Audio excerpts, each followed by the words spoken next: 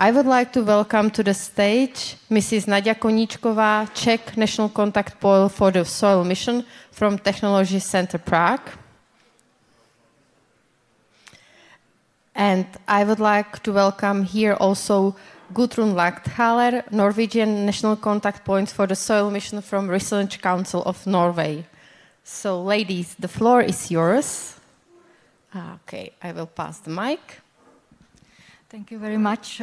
Good afternoon, ladies and gentlemen.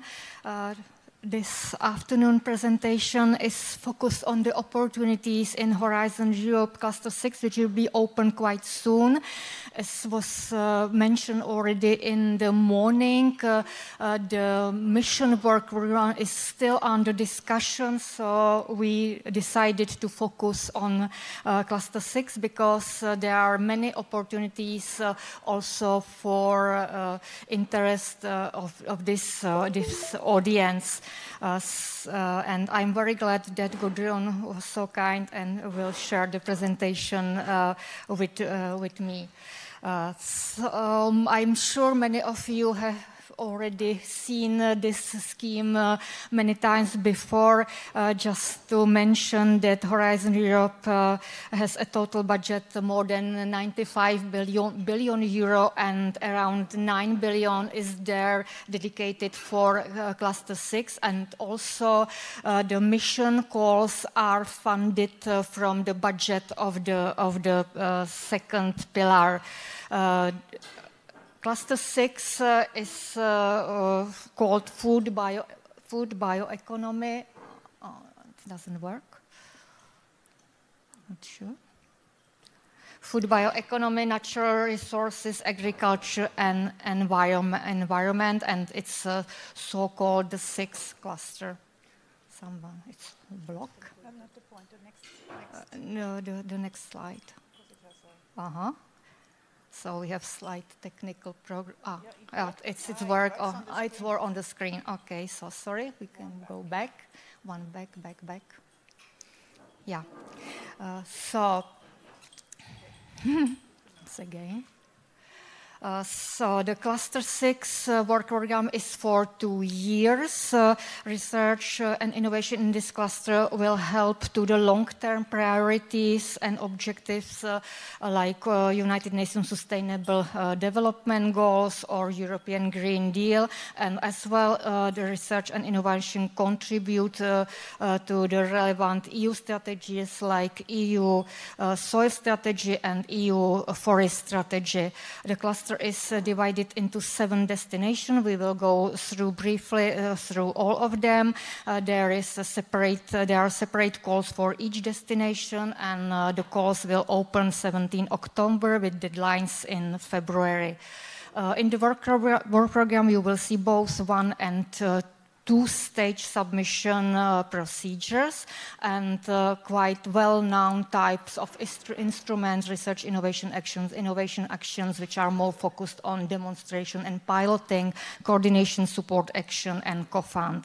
There are some specific requirements or aspects. I will mention just 3 of them. Lump sum funding in some topics, which is the amount is defined in the grant agreement, and it's paid upon the completion of the activities in work packages, so it's less administrative burden than in actual cost reporting. In some topics, there is international cooperation encouraged. It means cooperation with so-called third countries, which are not member states or states associated to Horizon Europe.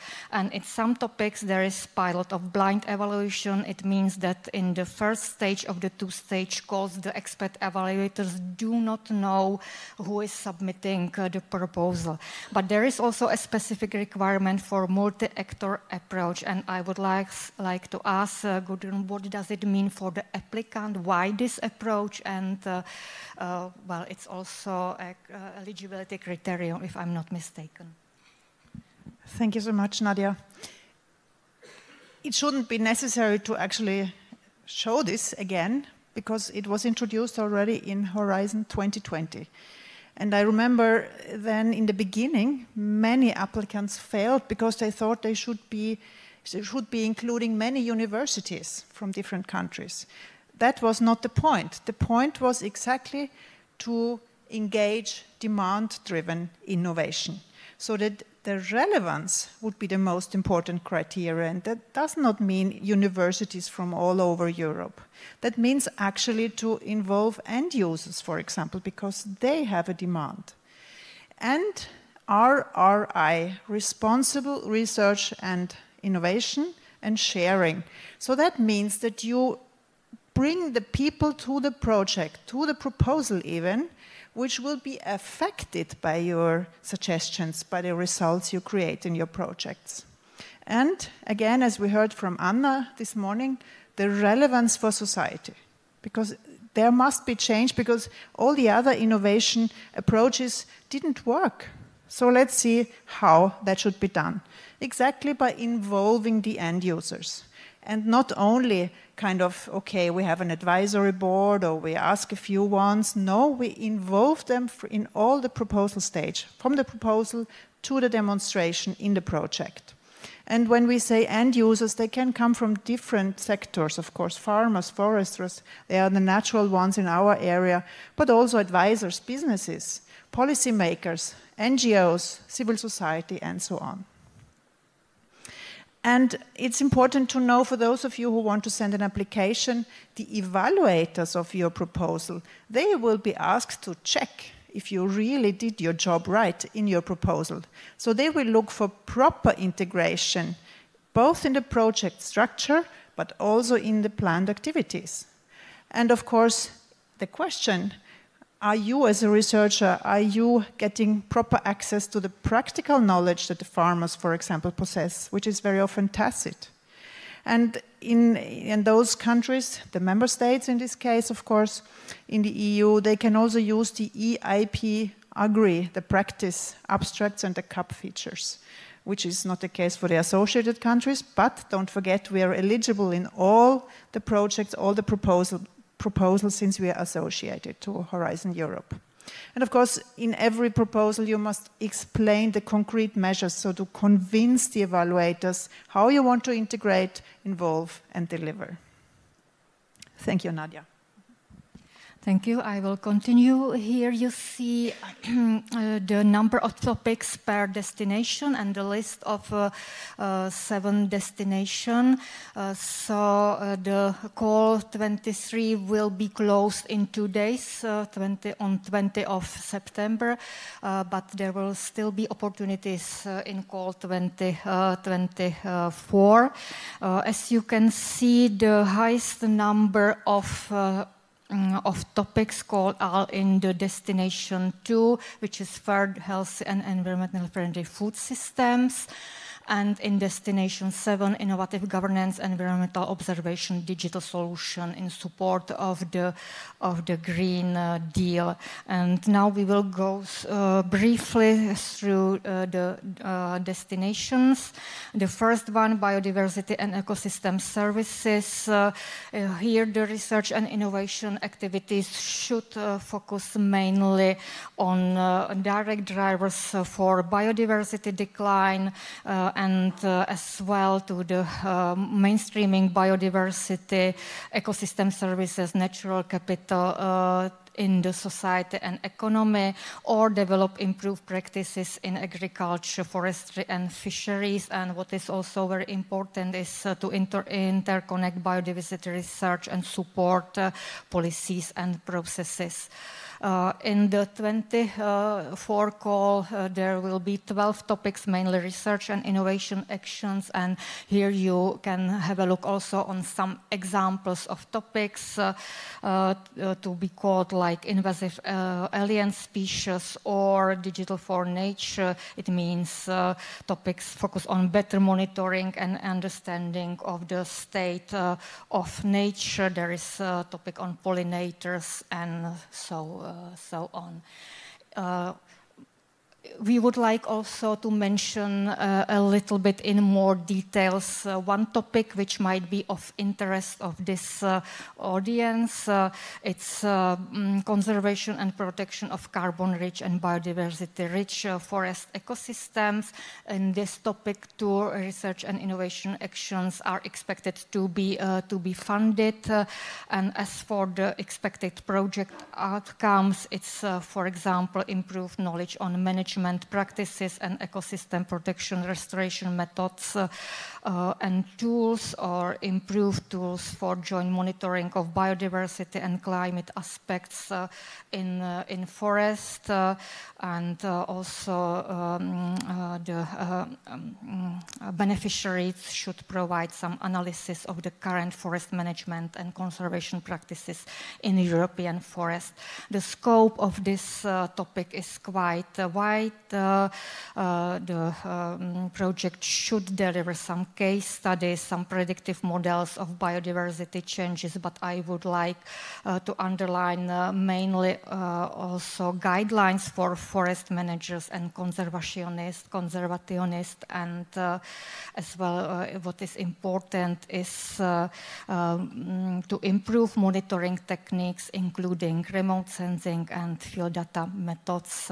So some IT solutions are expected as well. As for the second destination, fair, healthy and environmental friendly food systems, here the keyword is sustainable. So the activities here should contribute to sustainable and climate neutral, biodiversity friendly farming systems, sustainable fisheries, aquaculture, health and inclusive food systems. Here 18 topics are in the work program, again mainly research and innovation actions, and there are also some examples of topics which will be called. I would like to mention maybe also one which is focused on collaboration with Africa, EU-Africa agroforestry management, or for example also topic on minimizing climate impacts of fisheries and aquaculture. The third area, the third destination is circular bioeconomy and bioeconomy sectors. Here the project should contribute to climate neutrality and to introduce novel circular and bioeconomy solutions.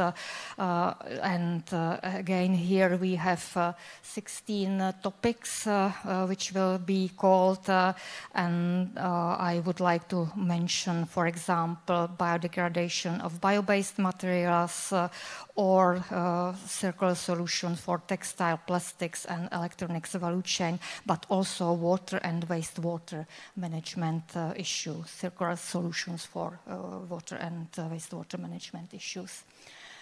In the area of clean environment and zero pollution, here the activities and projects should contribute or should address pollution of air, soil and water, and as well contribute to enhancing circular and bio-based systems.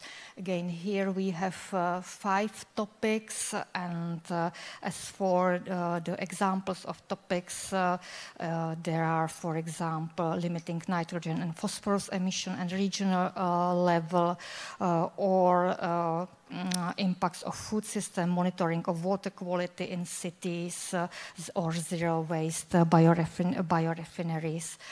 In more details, I would like to present one topic, the demonstration how regions can operate within safe ecological and regional nitrogen and phosphorus boundaries. Its innovation action and 3 projects will be funded.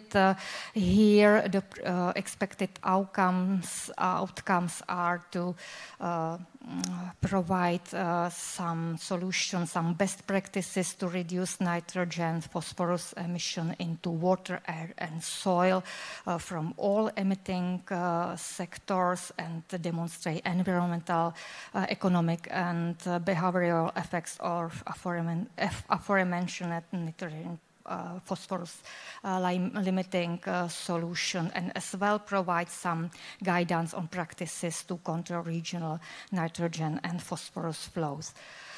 Scope is again quite wide, and I would like to underline especially novel governance approaches and other incentive supporting practices to limit nitrogen and phosphorus emission, develop respective guidelines and recommendation for stakeholders, and of course the others. Land, oceans and water for climate actions. Here the activities should contribute to adaptation and resilience of natural and managed ecosystems, to climate change mitigation in the primary sectors, and contribute to sustainable management of scarce resources. Here we have 7 topics focused on irrigation practices, and as well quite interesting topic on paludiculture, which, if I remember well, it's for the first time I see it in the work program, and I would like to ask Gudrun again to explain a little bit more this particular topics. Thank you so much, Nadia. I leave all the job to you. I'm lucky. Okay, paludiculture, a new, what shall we say, approach, which is of course related to climate action. This is the whole destination about.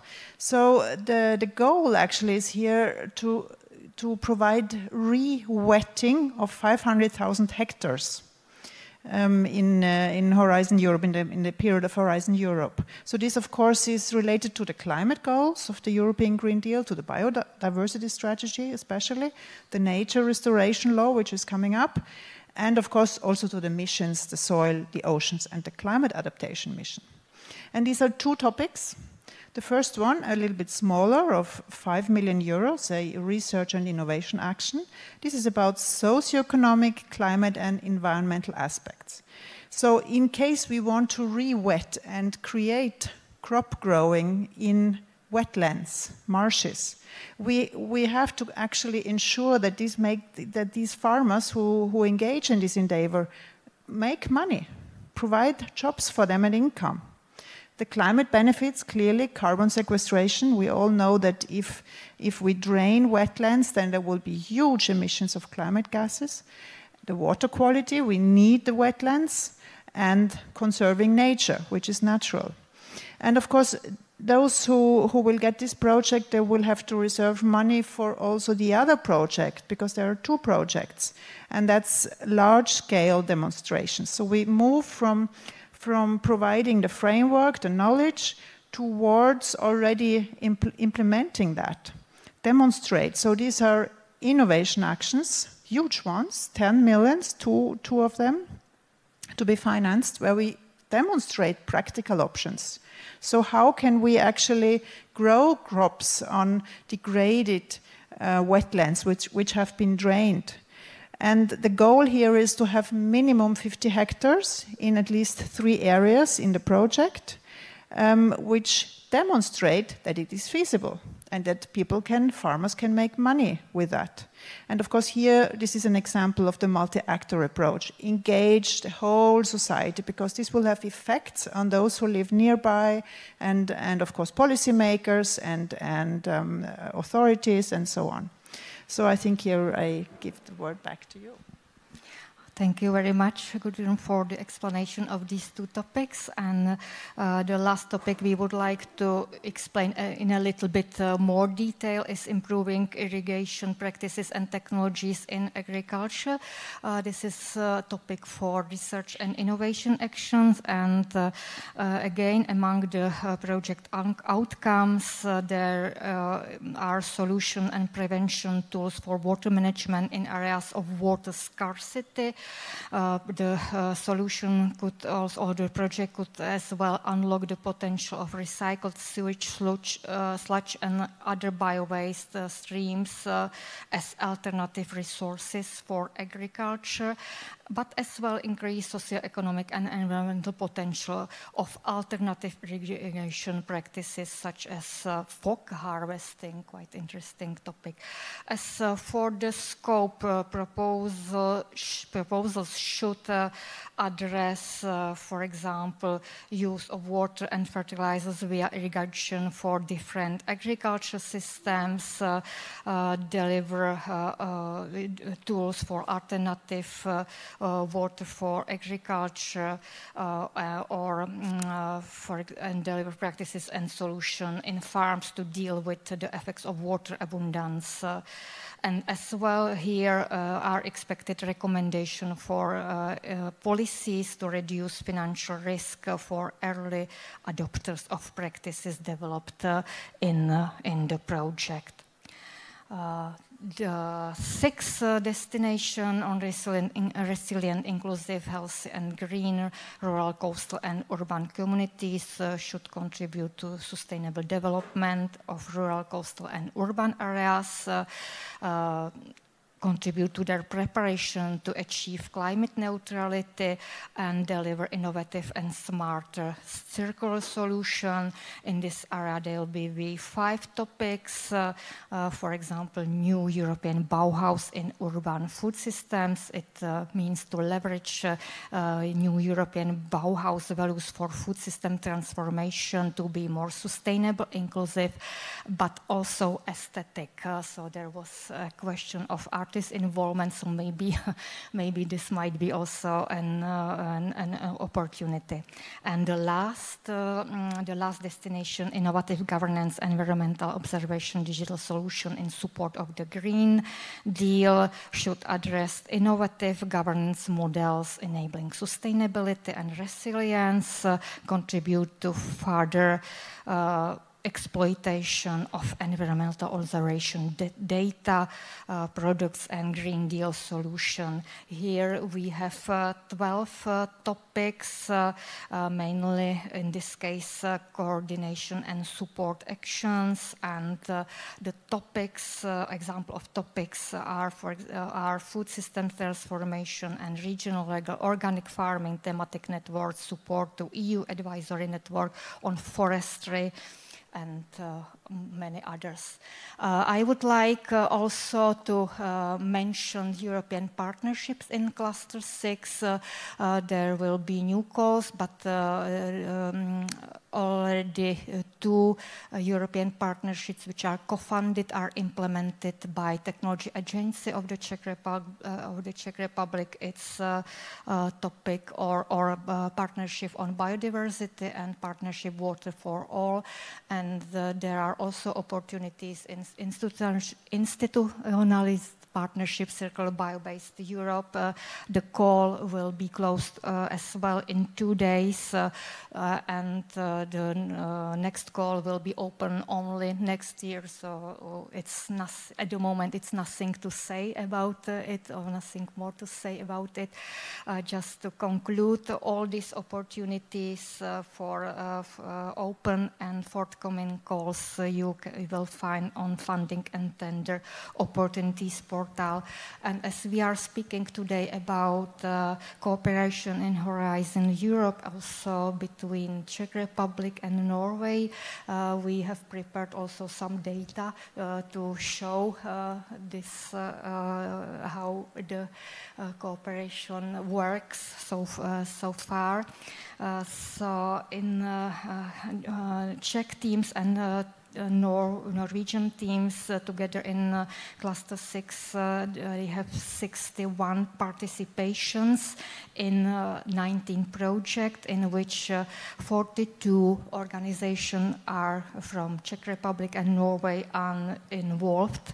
it's in cluster 6, and when we speak about soil mission, Czech teams and Norwegian teams collaborate jointly in 4 projects. There are 9 participation and 8 organizations. And in ocean mission, it's just 1 project with 3 participation from 3 organizations, 1 from Czech Republic and 2 from Norway. When we compare the total participation of the Czech Republic in cluster 6, so far we have some 85 participation in 67 projects, and 46 different Czech organization participates. In soil mission, we have 8 participation in 7 projects, and in ocean missions, we have some 6 participation in 3 projects. And for Norway, you see that participation in cluster 6 is much higher. So far, the team from Norway participate in 104 projects in cluster 6, and it's 87 organizations participating. In soil mission, it's 6 projects, and in ocean missions, it's clearly visible that it's a very important mission for Norway. There are 35 participation in 14 projects. And let's have a look as well on the most represented organization in cluster 6 project with common Czech and Norway participation. So on the left side, you will see the institutes or institutions, or universities, research institutes from the Czech Republic, which are most active in this collaboration. Czech University of Life Sciences on the top, then also Czech Globe, Mendel University, and Ministry of Environment Technology Agency are in this partnership. We have also 1 coordinator, which is Biology Center of the Czech Academy of Sciences. And for the participation from Norway, I will pass the floor again to Gudrun. Thank you. Okay, so we have NIBIO, and you have met Per Stålnakke, who is the chief scientist or the scientific boss of NIBIO, Norwegian Institute of Bioeconomy and Research, but also the Norwegian Institute of Nature Research, because they are deep into biodiversity, of course. Ourselves, we are also an active partner when it comes to funding and so on. And SINTEF, which is the largest research institute in Norway. It's huge. And the coordinator is also NIBIO. So I think we conclude here. And it was just the last slide, so we spent our 30 minutes. And I would like again to thank Gudrun and as well to my colleague Jana Čejková, who kindly prepared the majority of the slides. So thank you. Thank you very much for a very detailed overview of funding opportunities in upcoming calls under Cluster 6. And I can see we have no questions in Slido, but if you have any questions regarding the upcoming calls, okay. If there is no question... Adela, can I have the floor? In the previous session, there was a question about including farmers or artists. And I just would like to remind, since we are NCPs, we go deeply into the topics. And there is also another mechanism of financing that is called the support to third parties financing, which is really an approach, an instrument to help those who are not deep into administration. You know, reporting to EU projects, this can be an issue for some. So here you can actually provide money, there is a frame for that, to exactly these organizations or to these farmers who are engaged in living labs or other projects. So just to remind you, so this is really provided for, which is really good. Thank you. And I think the third party can receive up to 60,000 euro? Or? It depends on the topic. Okay. Okay. Sometimes it's 40,000, sometimes. And there's also a frame for the overall spending you can have.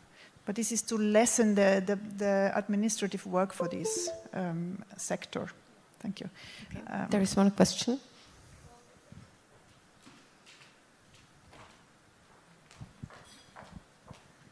Not actually a question, but something I forgot to say in my presentation, and it's very relevant because you're talking about the financing. So I think it's really important that in the Living Labs funding instrument, funding is provided for the Living Lab participants. So we're not expecting people who are working on the Living Labs from within the civil society to be doing that work for free. I think that's important to know. Thank heavens. Thank you very much. Thank you, ladies. Thank you. And if we have no other question, I would like to welcome to the floor.